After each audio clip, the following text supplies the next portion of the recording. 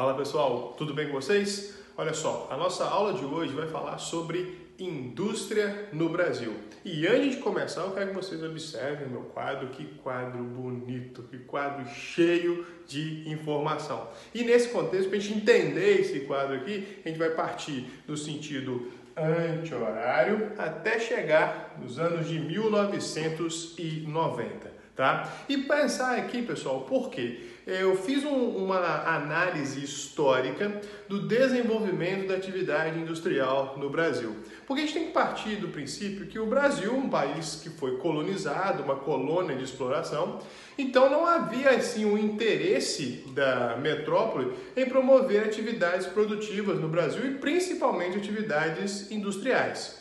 Então esse contexto ele foi muito afirmado a partir do monopólio comercial, do pacto colonial que existia, né, entre o Brasil e Portugal. Depois, com a abertura dos portos das Nações Amigas, a partir do ano de 1808, onde a Inglaterra já começa a ter ideias relacionadas ao nosso mercado consumidor, e depois o Brasil passa por seu processo de independência, então a gente vai ter alguns momentos em que se começa a pensar na atividade industrial. E dentro dessa característica, um momento interessante para a gente poder entender é a partir do Segundo Reinado. Tá? Segundo Reinado, entre 1840 e 1889, então a gente pode dizer que mesmo que timidamente, esse período representa um primeiro surto de desenvolvimento industrial no Brasil. Dois fatores foram muito importantes para que isso acontecesse. Primeiro, foi a tarifa Alves Branco. Essa tarifa, pessoal, a característica dela era justamente fazer com que houvesse uma taxação sobre produtos importados. Ou seja, tudo que viesse de fora para o Brasil era necessário que tivesse uma taxação. E, consequentemente, isso fazia com que tirasse o interesse de comprar de fora ou evitasse isso e pensasse em produzir aqui dentro. Além disso, nós tivemos também a Lei Eusébio de Queiroz, de 1850, que fazia com que houvesse o fim do tráfico de escravos. E esse fim do tráfico de escravos, ele fez com que nós tivéssemos aqui a vinda, o incentivo da mão de obra do migrante para trabalhar na atividade industrial. E dentro dessa característica, esses dois fatores permitiram que houvesse uma série de verbas, de liberação de verbas para poder investir nas atividades. Então a gente vai ter aqui, por exemplo, o desenvolvimento de infraestrutura de transporte, a tentativa de desenvolvimento de comunicação, o estabelecimento de bancos no país e esse período, né, desse surto industrial, a gente pode acreditar na figura de Barão de Mauá, que foi um importante entusiasta da atividade industrial no Brasil, que investiu em bancos, investiu na indústria naval, investiu na atividade cafeeira. Então você percebe que é um momento. Só que eu falei de indústria cafeeira aqui, né? Que o Barão de Mauá chegou a investir também nesse setor. E é justamente um processo, pois a nossa economia era basicamente uma economia agroexportadora.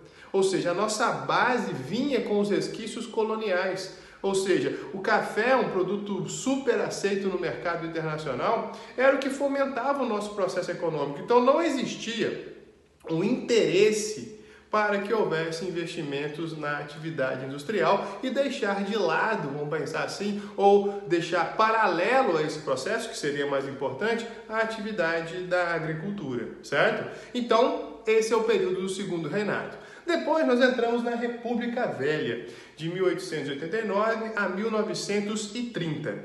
Nesse contexto, a gente começa um momento de industrialização, principalmente com o desenvolvimento de indústrias têxteis. Então a gente vai perceber aqui que nós vamos ter as indústrias de bens de consumo não duráveis, tá? Com o primeiro desenvolvimento industrial que vai começar a se consolidar no país. Como eu já tinha falado, essa industrialização ela vem e depende muito da mão de obra do imigrante e tem uma importância interessante aqui. Por quê? Porque o migrante, quando ele veio para o Brasil, primeiro, para trabalhar na lavoura de café, né? Principalmente os italianos e espanhóis. E depois eles foram aproveitados como mão de obra na indústria, eles já tinham até mesmo experiência em relação ao trabalho na atividade industrial nos seus países de origem.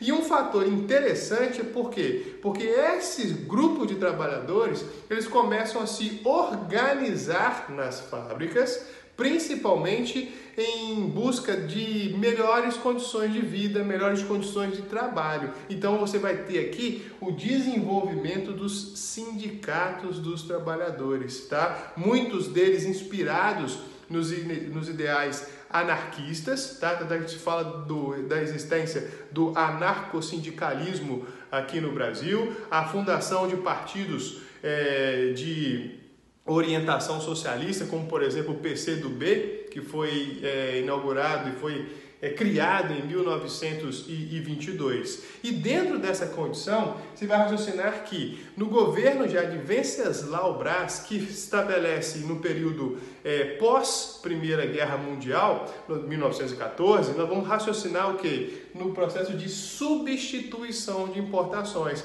que seria isso? Olha, pessoal, os países europeus, os Estados Unidos, que eram os grandes fornecedores de produtos industrializados para o Brasil, eles estavam envolvidos com a guerra.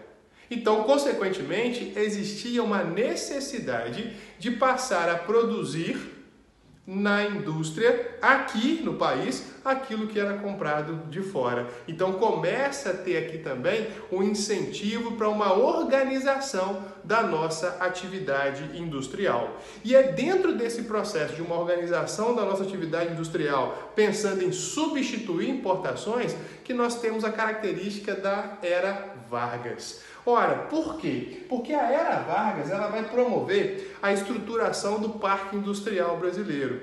E dentro dessa estruturação, qual que era o objetivo, qual que era o raciocínio de Vargas? Poxa, nós temos a indústria têxtil que desenvolve uma indústria de bens de consumo não durável. Então, o que eu tenho que pensar? Eu tenho que pensar em desenvolver a base da atividade industrial. Ou seja, eu tenho que investir num processo em que eu tenha indústrias que produzam matéria-prima que vão servir para outras atividades industriais.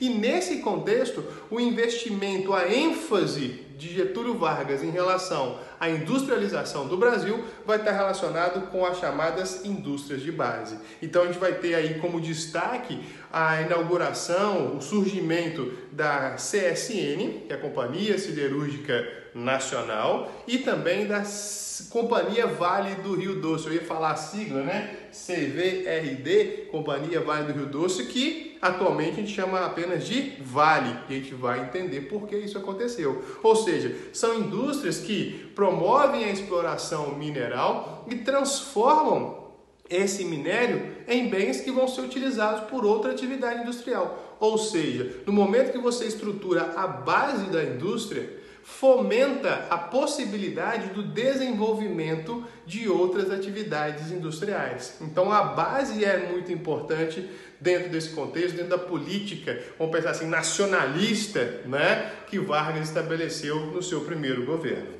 Beleza?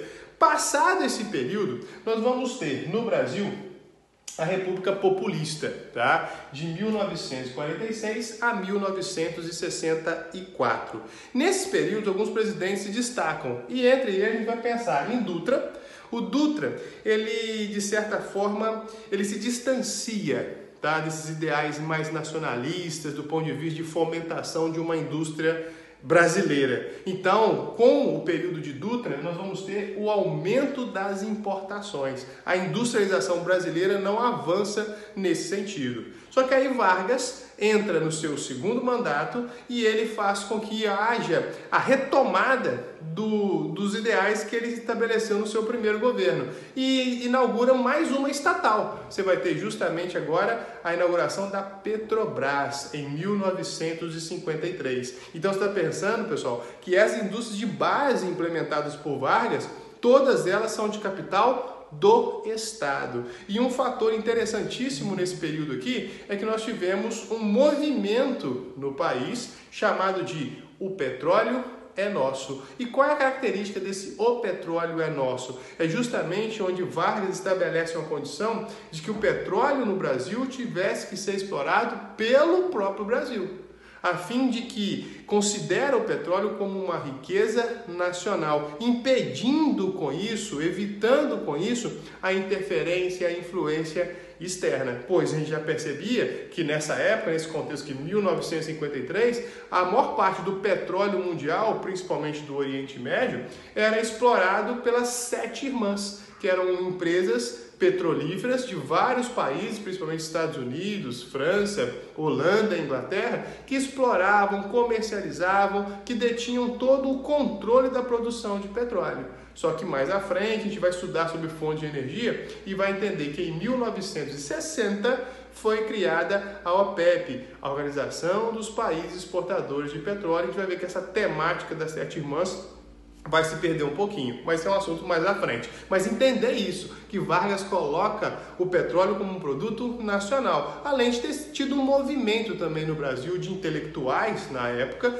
fazendo pressões para que o petróleo fosse explorado pelo nosso próprio país. Beleza? Bom, aí o que acontece? Vargas sai do poder, né? Todo mundo sabe a maneira que ele saiu do poder, através do suicídio que ele comete, e nós temos a era de Juscelino Kubitschek.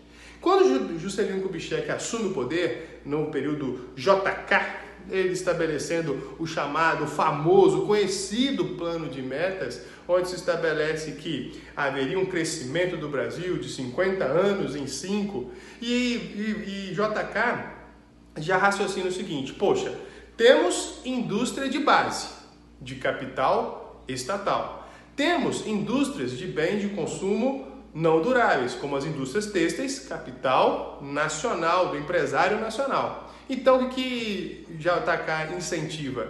A vinda de empresas multinacionais. Ele promove a abertura da economia brasileira, a internacionalização da economia brasileira, a fim de fazer com que houvesse investimentos da indústria, principalmente de bens de consumo duráveis. E aí, nesse contexto, nós estamos falando justamente de quem? Das indústrias automobilísticas, que se sentem atraídas para virem para o nosso país, justamente porque aproveitam-se dos incentivos para essa condição de mão de obra barata, de isenção de impostos, investimentos em infraestrutura, como, por exemplo, aumento do número de rodovias, porque era necessário para vender o bem de consumo durável, o automóvel, pensar na própria estrutura energética, que já começa a se estruturar, ou seja, o Brasil se endivida já no período de Juscelino Kubitschek em relação a essa infraestrutura para a atração da atividade industrial. Beleza? Bom, e aí basicamente pode dizer que a performance econômica de Juscelino em relação ao desenvolvimento da atividade industrial baseia-se no que a gente chama de tripé econômico: capital estatal, indústria de base; capital nacional, indústria de bens de consumo não duráveis; capital estrangeiro, bens de consumo duráveis. Beleza? Bom, Juscelino Kubitschek sai do poder e aí você vai ter, por exemplo, a modernização do país, né? A construção, por exemplo, de Brasília, né? Então você tem todo um contexto de pensar que os anos em que Juscelino estava no poder seriam chamados anos dourados de desenvolvimento dentro do país. Bom, só que passado o período de Juscelino Kubitschek, nós vamos ter um momento em que a gente vai ter o presidente João Goulart no poder, mas dentro disso inicia-se o golpe militar. E dentro do golpe militar, esse período que a gente vai ver aqui agora, você percebe que continua a ênfase nos bens de consumo duráveis e os governos, os presidentes militares passam a investir no chamado Plano Nacional de Desenvolvimento, PND. E esse Plano Nacional de Desenvolvimento promove o quê? As chamadas obras faraônicas, ou seja, começa construções de hidrelétricas, começa a construção de rodovias, como por exemplo a Transamazônica, e isso tudo relacionado com o quê? Com empréstimos, principalmente às instituições internacionais, os organismos econômicos internacionais, ou seja, então o Brasil passa por um momento de crescimento endividando-se com o FMI, endividando-se com o Banco Mundial. E nesse período de investimentos, de obras, o Brasil, pessoal, se tornou um canteiro de obras. Então, consequentemente, o que nós tínhamos aqui? Investimentos, a economia crescia. O Brasil chegou a ser, nesse período, a 8ª economia do planeta. Muito importante. Então, isso foi chamado de milagre econômico brasileiro. Só que esse milagre econômico está relacionado com o quê? Com uma base onde houve esse crescimento a partir de endividamento externo. Endividar-se não é o problema. O problema é você conseguir fazer com que o investimento feito desse retorno para poder pagar as dívidas. E isso não aconteceu, até mesmo por vários casos e várias denúncias de atividades de corrupção nos governos que sucederam. Ou seja, o Brasil se endivida. E esse endividamento vai gerar justamente o que nós chamamos nos anos 80 de década perdida. Ou seja, o Brasil passa por um período de recessão econômica. O Brasil passa por um período de desemprego, por um período de elevadíssima inflação. Tanto é que a gente vai perceber que nessa década o processo de emigração, ou seja, o brasileiro saindo do país vai se tornar muito intenso com a necessidade de busca de novas oportunidades de vida, e dentro disso alguns planos econômicos, né? Você vai pensar isso no governo Sarney, você vai pensar em planos que pudessem fazer com que a nossa economia se recuperasse dentro da questão relacionada com os endividamentos anteriores. Só que essas concepções não aconteceram de fato. E aí nós entramos nos anos de 1990. Nós vamos ter destaque, por exemplo, para o governo Collor, que inicia um processo baseado nos ideais neoliberais. E quando eu falo do neoliberalismo, eu estou relacionando com uma menor participação do Estado na economia. E se o Estado participa menos da economia, que vai estar relacionado principalmente com o quê? Com o próprio processo em que os empresários estabelecem a forma em que a economia vai se estruturar. Ou seja, uma ideia bastante liberal. E dentro de uma consequência desse neoliberalismo, vem justamente o quê? As privatizações, ou seja, aquelas empresas estatais criadas por Getúlio Vargas, elas passam agora por um processo de privatização, principalmente no governo de Fernando Henrique, e isso estabelece agora essas empresas fazerem parte do capital privado. Um fato econômico importante foi o desenvolvimento do Plano Real, né, que permitiu uma estabilidade econômica do ponto de vista de uma equiparação inicial do real com o dólar, e o Brasil começa a ter uma possibilidade de recuperação econômica e entra nos anos 2000 dentro dessa concepção. Perfeito? Mas basicamente a gente está estruturando uma condição em que abrimos o nosso setor industrial principalmente para o investimento do capital privado.